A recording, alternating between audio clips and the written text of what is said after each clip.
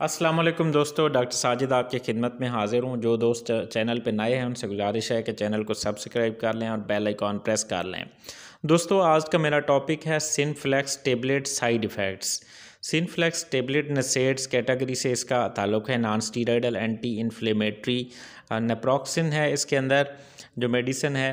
इसके कुछ side effects हो सकते हैं, स्पेशली जिन लोगों को मैदे का मसला हो, मैदे में जलन हो, तेज़ाबियत हो, तो एसिड पेप्टिक डिज़ीज़ या मैदे के अल्सर के जो मरीज़ हैं वो इसको इस्तेमाल ना करें इस टेबलेट को, क्योंकि ये मैदे को जो है नुकसान दे सकती है। जीआईटी इंटॉलरेंस काज कर सकती है, नाज़िया वोमिटिंग, मैदे में जलन पैदा करती है।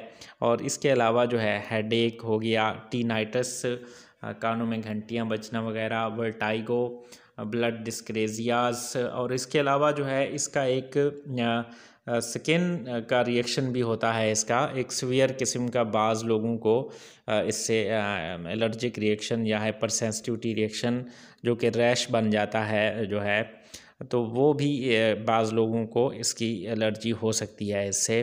तो ऐसे लोग भी जिनको एलर्जी हो तो वो इस मेडिसिन को इस्तेमाल ना करें। अदरवाइज़ ये सेफ़ है और इस्तेमाल की जा सकती है। वीडियो लाइक, कमेंट और शेयर करना ना भूलिएगा। शुक्रिया।